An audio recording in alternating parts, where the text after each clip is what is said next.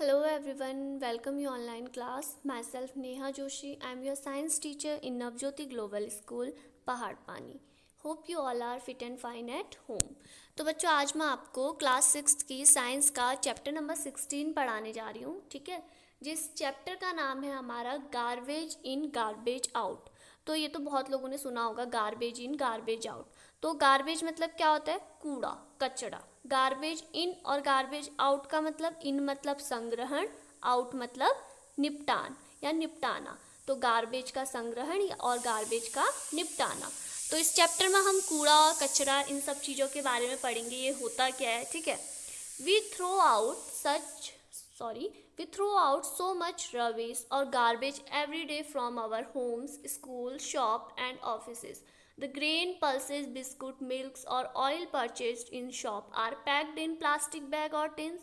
All these wrapping material go out as garbage. We sometimes buy things that are rarely reused and often thrown into the garbage. हम अपने घर, विद्यालय, दुकान, school, कार्यालय में रोज़ देखते हैं कि हम ही खुद कितना सारा कूड़ा कचरा बाहर फेंकते हैं. जैसे आप बिस्कुट खाते हो, बिस्कुट का जो रैपर है वो भी कूड़ा है. ठीक है, जो हम ग्रेन्स खाते हैं, अनाज, दाल, बिस्कुट, दूध, जिन सबको हम दुकान से खरीदते हैं, ये सब किस में आते हैं? एक पॉलीथीन में पैक्ड आते हैं. हम जो हमें ज़रूरत का सामान है, जैसे बिस्कुट है, बिस्किट में से हमने बिस्किट खा लिया और रैपर तो हमारे काम का नहीं है, तो वो क्या हो गया? कूड़ा. जैसे आप दाल लाए, आप दाल किस में लाते हो? पॉलीथीन में लाते हो या फिर किसी भी रैपर में लाते हो. किसी भी चीज़ में रैपिंग करके ही तो लाते हैं.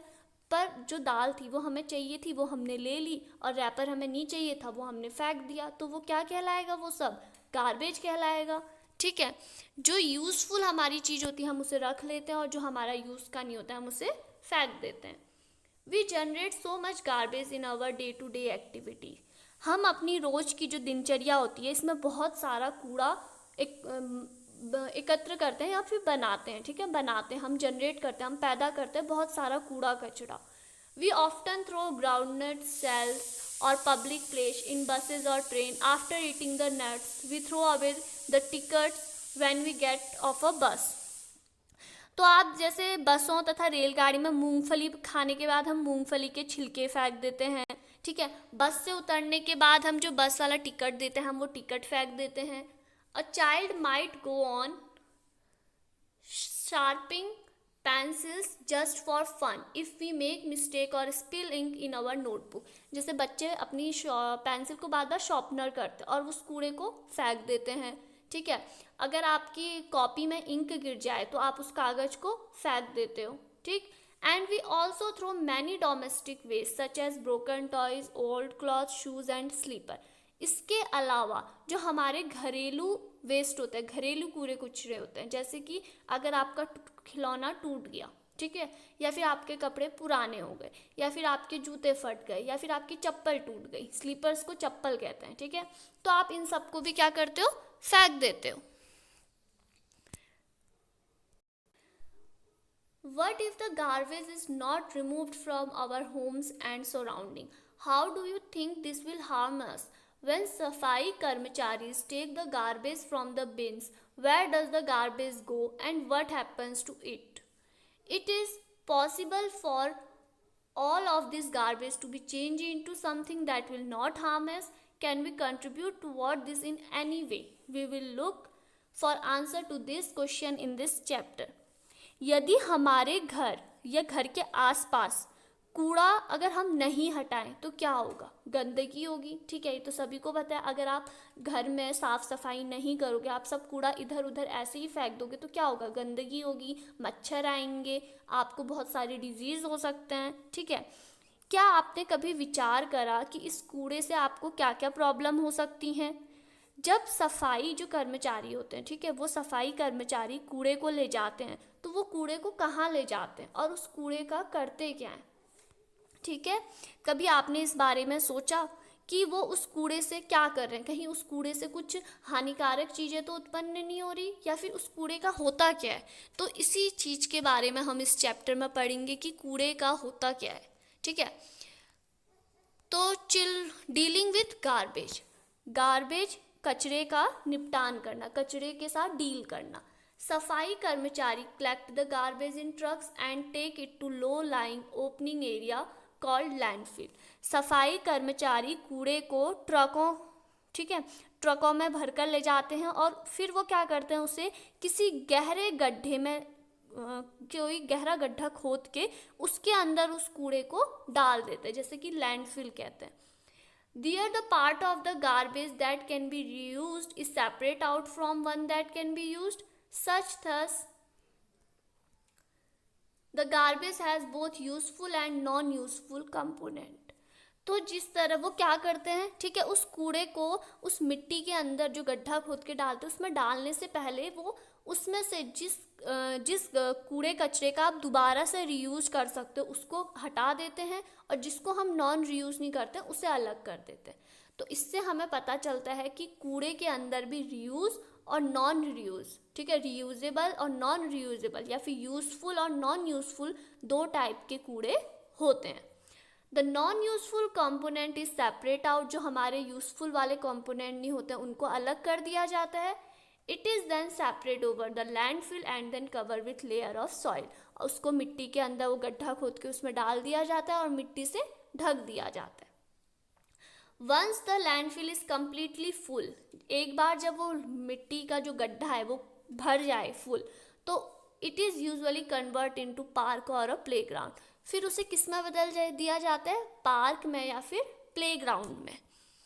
For the next 20 years or so, number of building construct on it to deal with the some of the useful components of garbage compost making areas are developed near the landfill. What is the compost? Let us learn about it from following activity. जैसे अब हम कूड़े को मिट्टी के अंदर भर देते हैं, ठीक है, फिर उसमें पार्क या फिर कुछ भी बन जाते हैं, ठीक। फिर जो आने वाले 20 साल होते हैं तो आप वहाँ देखोगे कि बहुत चेंज, वो जहाँ हमने कूड़ा भरा था वहाँ मकान भी बन जाते हैं, मतलब बहुत चीज़ें आ जाती हैं, ठीक। तो फिर जो कचरा हमारा उपयोगी, जो हमारा कचरा हमारा उपयोग का नहीं था तो उसको इस तरह उसका इस तरह आप डीलिंग करते हैं, ठीक है। अब जो कचरा हमारा यूज़ का होता है, ठीक है, उसके लिए बहुत से लोग उससे क्या बनाते हैं, कंपोस्ट बनाते हैं, खाद बनाते हैं। अब हम देखेंगे खाद कैसे बनती है, ठीक है। Collect the garbage from your house, आपको एक एक्टिविटी करनी है, अपने घर में गार्बेज को कलेक्ट करना है, ठीक है। थ्रोन इनटू डस्टबिन, जो डस्टबिन में आपका कूड़ा है उसको कलेक्ट करो और उनको 2 ग्रुप में बांटो, group 1 and group 2। Group 1 garbage from the kitchen like fruits, vegetable peel, egg shell, waste food, tea leaves, include newspaper, dry leaves and paper bags in this group. Group 1 में आपका kitchen का waste जैसे फल, सब्जी के छिलके, अंडे के छिलके और बचा हुआ खाना, चाय की पत्तियाँ, ये सारी चीज़ें, ठीक है, ये आपको ग्रुप 1 में रखनी है। साथ ही सूखी पत्तियाँ भी और न्यूज़पेपर भी और पेपर बैग्स भी, ये सब किस में आएंगे, ग्रुप 1 में। ग्रुप 2 में क्या करना है आपने, ग्रुप 2 में piece of cloth, polythene bag, broken glass, aluminium wrapper, nail, old shoe and broken toys. अब इसमें आपने खिलौने या फिर लोहे के जो भी कूड़ा है, पॉलीथीन, थैलियाँ, कील, पुराने जूते, चप्पल, ये सारी चीज़ें आपके ग्रुप 2 में आएंगी, ठीक। Now divide the contain of each group into 2 separate heaps और लेबल देम। अब प्रत्येक समूह के कचरों को 2 अलग अलग ढेरियों में बांटना है हमने, फिर उनको लेबल देना है, ठीक है। अब देखते हैं इसे किस तरह करते हैं। तो आपने क्या लेबल देना है, A, B, C and D। Put 1 heap from group 1 and 1 heap from group 2। तो आपने फिर प्रत्येक जो हमारा कचरा है ग्रुप 1 और ग्रुप 2 है, आप ग्रुप 1 और ग्रुप 2 को, ग्रुप 1 को भी 2 भागों में बांटेंगे और ग्रुप 2 को भी 2 में बांटेंगे और उनको लेबल दे देंगे A, B, C, D। और उसके बाद put at all heaps in a separate spit and cover them soil. You also use 4 pots to bury these garbage heaps. तो इसके बाद आपने 4 गड्ढे खोदने हैं या फिर आप कोई 4 पॉट ले लो, गमले ले लो बड़े बड़े से। अब उनमें उन सबको डाल दो, ठीक है। तो प्लास्टिक की आपने जैसे गड्ढे खोद में एक में हमने प्लास्टिक की थैली डाली, ठीक है, दूसरी ढेरियों में अलग अलग, ऐसे आपने इन सबको 4 लेबल में कर दिया। Remove the soil after 4 days and observe the change in the garbage. A black color and no fall smell indicates the rotting of garbage is complete. Put the heaps again in the pits and cover with the soil. Observe again after every 2 days and note your observation. अब 4 दिन के बाद उस कचरे से मिट्टी को हटा के देखो कि उस कचरे में कोई परिवर्तन हो रहा है या नहीं। तो कचरे का काला होना या फिर उससे दुर्गंध आना या फिर बदबू आना, ठीक है, उससे हमें पता चलता है कि कचरे का कंपोजिशन हो रहा है, ठीक। और आप फिर हर दो फिर जैसे कि आपने 4 दिन बाद देखा, ठीक है, फिर वापस से उसे मिट्टी से ढक दो। अब फिर दोबारा 2 दिन बाद देखो, फिर से ऑब्जर्व करो कि उन चारों लेबल जो भी आपने ग्रुप ए ग्रुप बी ऐसे हमने डिवाइड करे थे उनमें कोई डिफरेंस हो रहा, कोई चेंज आ रहा, कोई परिवर्तन आ रहा। फिर इसी तरह आप उनको 2-4 बार ऑब्जर्वेशन करते रहो, 2-2 दिन छोड़ के उसको मिट्टी को खोल के देखो कि उसके अंदर क्या चेंज हो रहा है। तो देखो क्या क्या चेंज हो रहा है। Rot completely and not smell, क्या वो उससे बदबू नहीं आ रही है और वो सड़ चुका है। रॉट ओनली पार्शियली, क्या वो आधे रूप से सड़ा हुआ है। Rot almost completely but smells bad, क्या वो पूरा सड़ चुका है और बहुत बदबू आ रही है या फिर अभी भी बदबू नहीं आ रही but still smells bad. Not change, या कोई परिवर्तन नहीं हुआ है। तो आप इस तरह उनमें चेक करो कि वो जो हमने ग्रुप 1 और ग्रुप 2, फिर ग्रुप 1 के अंदर 2, फिर ग्रुप 2 के अंदर भी 2, उनको जिस हिसाब से लेबल दिया था तो आप यहाँ पे लिख सकते हो। आपको 4 दिन बाद क्या चेंज दिखा, 6 डेज बाद क्या चेंज दिखा, 2 डेज बाद क्या दिखा। इस तरह यहाँ पे आप वीक्स में भी उसे चेक करके अपना ऑब्जर्वेशन लिखो। If the garbage was found to rot completely and did not smell, mix it in the soil where you saw your favorite plants. This provide nutrients to plants. अगर garbage अच्छे से सड़ चुका है, वो कचरा अच्छे से सड़ चुका है और उससे बदबू भी नहीं आ रही है, तो उसे आप मिट्टी में मिक्स कर दो और जो आपका जो आपके प्लांट्स हैं, जो भी आपने फ्लावर लगाए हैं, वो वाली मिट्टी में उसे मिक्स कर दो। तो उससे क्या होगा, मिट्टी को उर्वरकता मिलेगी, मिट्टी को खाद मिलेंगे, ठीक है, न्यूट्रिएंट्स मिलेंगे मिट्टी को।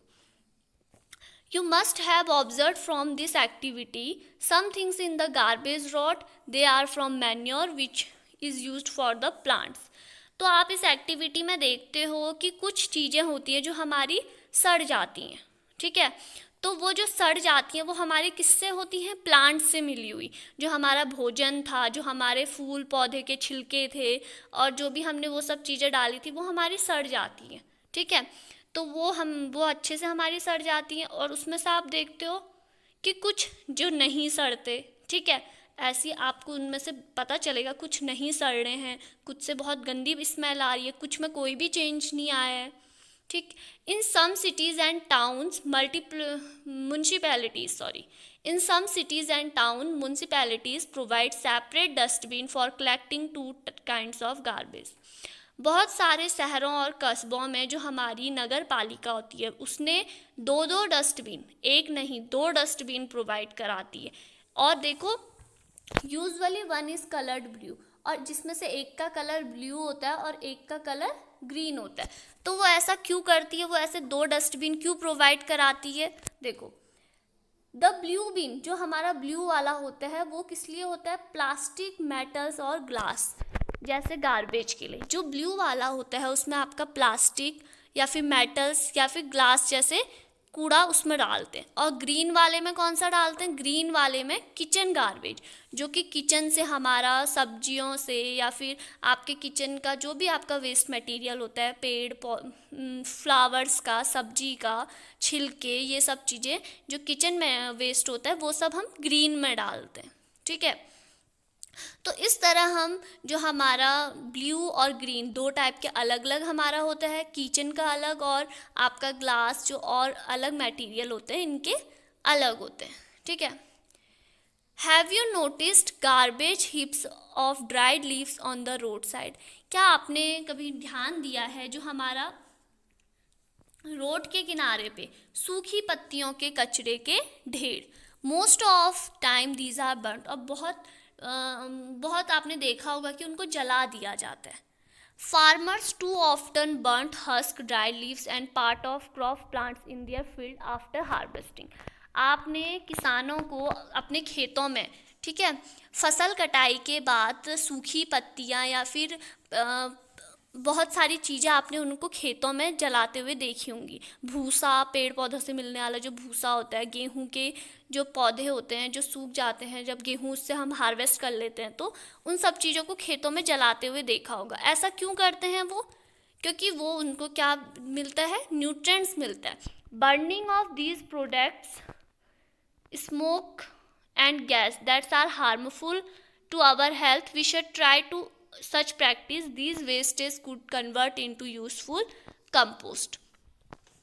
तो जो बर्न जलाने से एक तो खेतों में थोड़ा सा न्यूट्रिएंट्स मिलता है, पर उस जलाने के साथ साथ जो हम उसको जलाते हैं तो उससे हानिकारक गैसें निकलती हैं जो कि हमारा एयर पॉल्यूशन को बढ़ाती हैं। तो आप उनको ना जला के अगर आप उनको कंपोस्ट बनाएं, ठीक है, यूज़फुल कंपोस्ट में भी परिवर्तन कर सकते हैं। आप उसको मिट्टी के अंदर डाल दीजिए और कुछ टाइम बाद वो सड़ जाते हैं। तो आप देख सकते हैं burning leaves produce harmful gases, किस तरह ये डायग्राम दिखाया गया है। नेक्स्ट है हमारा वर्मी कंपोस्टिंग। तो बहुत लोगों ने वर्मी कंपोस्टिंग का सुना होगा नाम। तो इसके अंदर क्या होता है हम देखते हैं। We can be friends of plants by supplying them with compost. We will also be very good friends to ourselves by making compost. हम पौधों को कंपोस्ट देकर, खाद देकर उनके मित्र बन सकते हैं, ठीक है, और कंपोस्ट बनाकर हम खुद अपने में एक अच्छा काम कर सकते हैं, ठीक है। Talking of all friends, do you know that earthworm are called farmers friend. तो आप सभी को पता होगा जो अर्थवॉर्म होते हैं, ठीक है, जो केचुए होते हैं वो किसानों के मित्र होते हैं। तो ऐसा क्यों होता है? जो हमारा अर्थवॉर्म होता है उसे हम रेड वॉर्म भी कहते हैं, और वो किस लिए यूज़ होता है? कंपोस्टिंग, खाद बनाने के लिए। जो अर्थवॉर्म होता है वो सड़ी गली चीज़ों को खाता है और उसके बदले में वो उनसे खाद देता है, ठीक है। वो वेस्ट मटेरियल में बहुत, जैसे वो बहुत मोटी मोटी चीज़ों को आपने देखा होगा, केचुओं को मिट्टी में बहुत चीज़ों को खाता है और बारीक सी मिट्टी देता है। तो वो क्या करता है? कंपोस्ट देता है, अच्छे से मिट्टी को और फर्टिलाइज करता है। तो आपको यहाँ पे एक एक्टिविटी दी है, ठीक है। तो इस एक्टिविटी में आपको क्या करना है? आपको एक गड्ढा खोदना है, ठीक है। गड्ढे को खोदकर, या फिर आप कोई बर्तन ले लीजिए, लकड़ी का बक्सा, उसमें आपको ऐसे स्थान पे रखना है ना ज़्यादा गर्म हो ना ज़्यादा ठंडा हो, ठीक है। या फिर आप कहीं पे गड्ढा खोद लो, ठीक। और आपको उसमें क्या करना है? जो हमारे लाल वाले अर्थवॉर्म होते हैं, लाल केचुए होते हैं, उनको देने हैं, ठीक है। और उसमें आप क्या करो,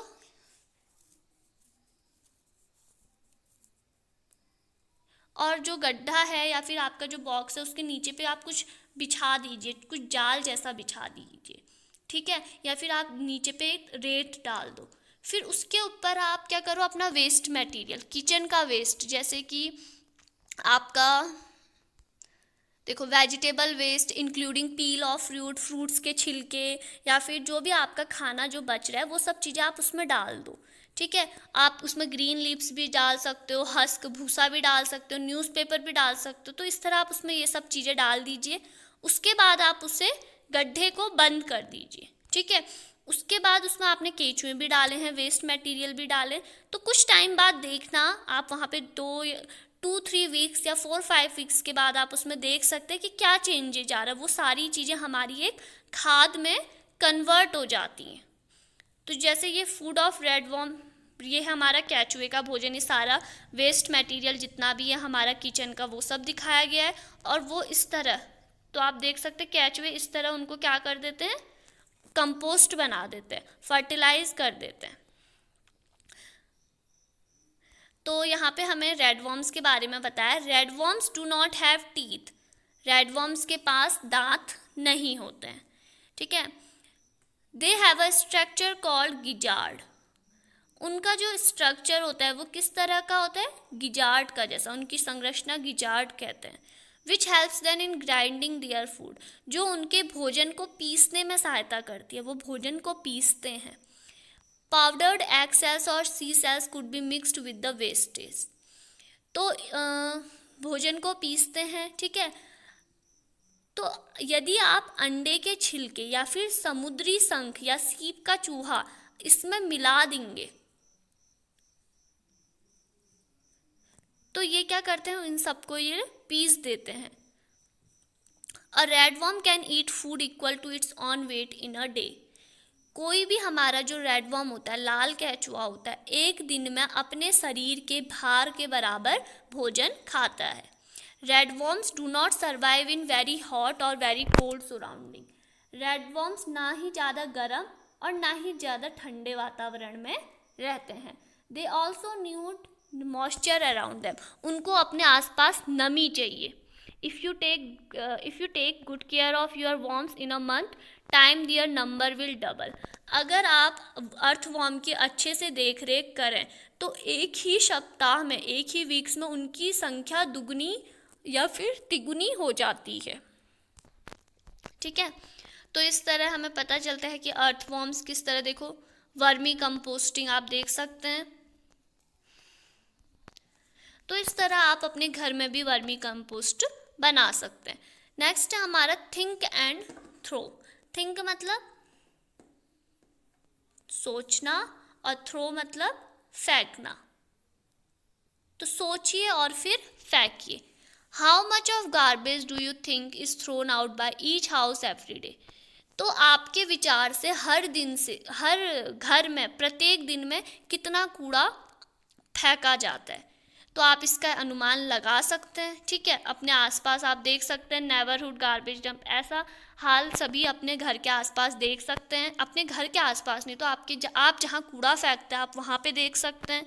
ठीक है, तो इसका कहने का अकॉर्डिंग है कि आपको जो भी कूड़ा आप फेंक रहे हैं उसे फेंकने से पहले सोचिए, अगर वो हमारा उस कूड़े से आपका कंपोस्ट बन रहा है तो उसे एज अ कंपोस्ट यूज कर सकते हैं। ठीक है, अगर वो आपका कूड़े का दोबारा, अगर आप उसमें से कुछ चीज़ें ऐसी हैं जिनको रीयूज़ कर सकते हैं तो उनको रख लीजिए। ठीक है, तो इस तरह पहले आपको सोचना है, उसके बाद ही कूड़े को फेंकना है। और जो हमारे ब्लू डस्टबिन या फिर ग्रीन डस्टबिन होते हैं उनका यूज़ कीजिए। तो नेक्स्ट है हमारा topic recycling of paper, paper का पुनः चक्रण। तो हमने इससे पहले हम पढ़ चुके हैं कि आपको पता होगा कि हमारा एक पेपर बनाने में कितने सारे पेड़ों को काटा जाता है। 1 टन पेपर बनाने में आपके 12 या 13 पेड़ काटे जाते हैं। ठीक है, तो जो पेपर होता है, पेपर का हम रिसाइकलिंग कर सकते हैं ईजिली।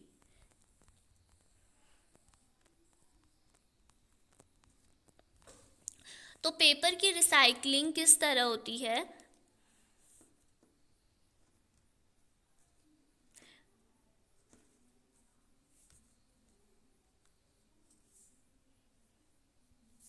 तो देखो पेपर की रिसाइकलिंग स्टार्ट करते हैं। You will require piece of old newspaper, magazine, used envelopes, notebook or any another paper. Do not use shiny plastic coated paper.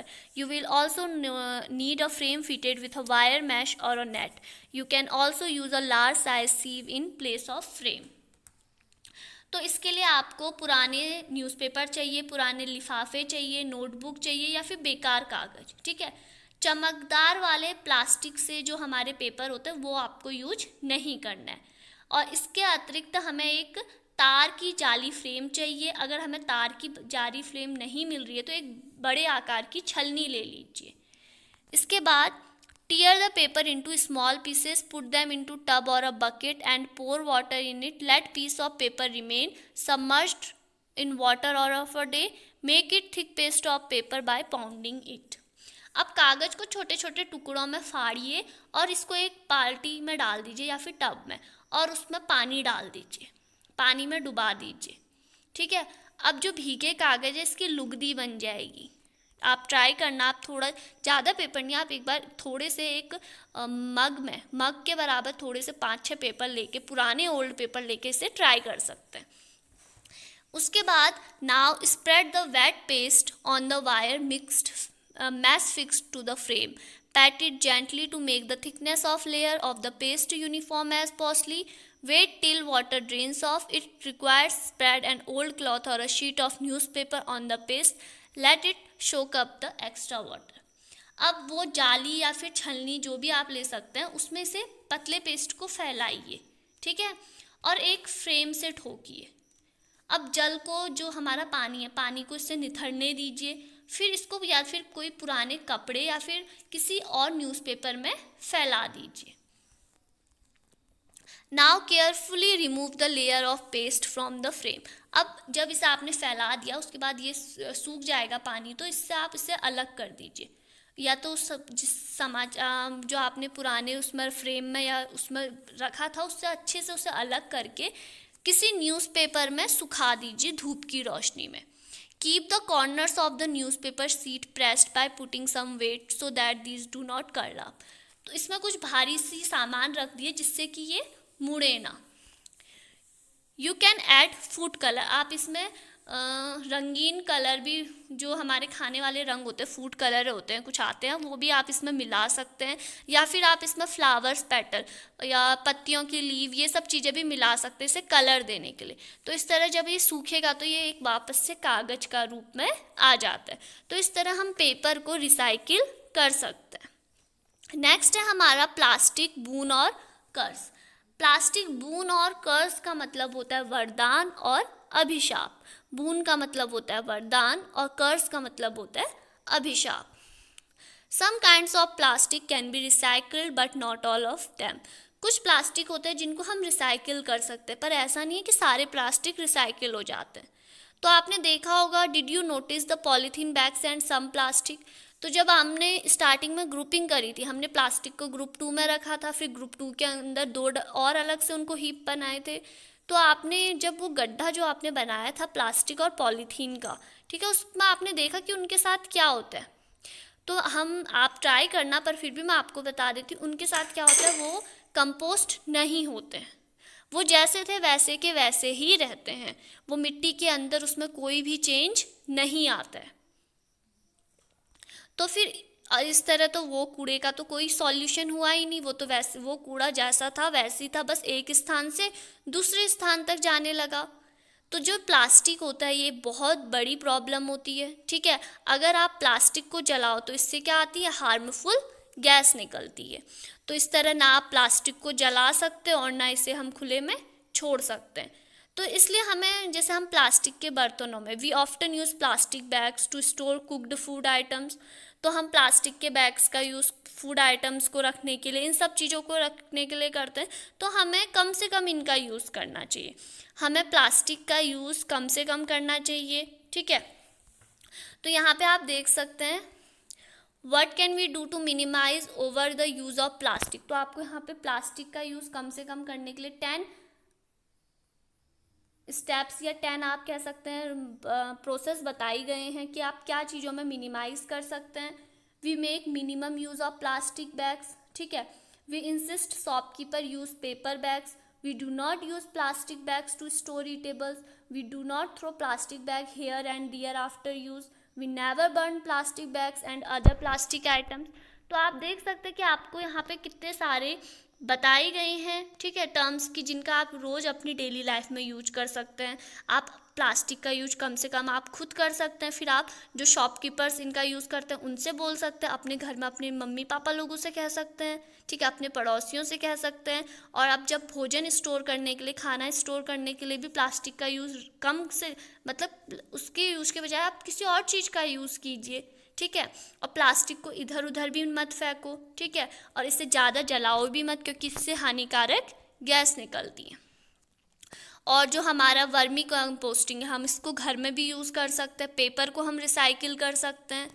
तो इस तरह आप खुद बहुत सारे प्लास्टिक को यूज़ ना करने के तरीके अपना सकते हैं। तो कीवर्ड्स थे हमारे waste, garbage, landfill, compost, vermicomposting and recycling. तो नेक्स्ट है इसकी एक्सरसाइज, ठीक है। तो ये एक्सरसाइज में आपका पहला है, which kind of garbage is not convert into compost by the redworms. तो किस टाइप का कूड़ा हमारा कंपोस्ट नहीं होता है। तो इसका आंसर आपका प्लास्टिक बैग, पॉलीथीन, ठीक है, और आप लिख सकते हैं मेटल्स, ये सब चीज़ें का हमारा कंपोस्ट नहीं बन सकता है। Have you ever seen any organism beside redworms in your pit? If yes, try to find out their names. आपने कैचवे के अलावा किसी गड्ढे में जहाँ पे हमारा कंपोस्टिंग हो रही है कोई और भी कीड़े देखे हैं तो आप उनका, या कोई और भी जानवर, जो भी आपने ऑर्गेनिज्म जीव जंतु देखे हैं आप उनका नाम बता सकते हो। तो आप ये खुद चेक कीजिए कि रेड वर्म्स के अलावा और कौन कौन से होते हैं। नेक्स्ट है, is garbage disposal the responsibility only of the government? No. क्या कूड़े का, ठीक है, कूड़े का निपटान करना, संग्रहण करना ये सिर्फ सरकार की जिम्मेदारी है? नहीं, ये हर एक मनुष्य की जिम्मेदारी होती है, ये हमारी आपकी सबकी जिम्मेदारी है। क्योंकि कूड़ा कौन बनाता है? हर कोई बनाता है। आप हो, आप ही अपने डेली लाइफ में कागज़ से पेन ख़त्म हो गई तो वो आपका कूड़ा बन जाती है, जूते फट गए वो कूड़ा बन जाते, तो आधा कूड़ा हम ही बनाते। तो हर किसी को अपने कूड़े का खुद ही निपटान करना चाहिए। तो बेसिक इस एक्सरसाइज से रिलेटेड आपके सारे क्वेश्चंस ईजी हैं, ठीक है। तो ये आपका था गार्बेज इन गार्बेज आउट। तो इस तरह आप अपने लाइफ में गार्बेज को किस तरह कम कर सकते हैं, किस तरह आप कूड़े का संग्रहण और निपटान कर सकते हैं। इस कूड़े की वजह से हमारा एयर पॉल्यूशन होता है, वाटर पॉल्यूशन भी होता है, ठीक है। एयर पॉल्यूशन किस तरह, कूड़े को जलाओगे तो हानिकारक गैसें निकलेंगी, ठीक है। और नेक्स्ट वाटर पॉल्यूशन, जो कूड़ा कचरा होता है वो अगर हम जलाएं नहीं, ठीक है, तो वो कहाँ चले जाते हैं? पानियों, आप फेंक दोगे, बारिश आएगी, बारिश के पानी के साथ वो सागर में, नदियों में, इनमें चले जाते हैं तो पानी वहाँ का ख़राब हो जाता है। तो इससे वाटर पॉल्यूशन भी हो सकता है। और वाटर पॉल्यूशन के साथ जो हम पानी पीते हैं वो भी तो हम नदियों का पानी पीते हैं, तो उससे हमें भी बहुत सारे डिजीज़ हो सकते हैं।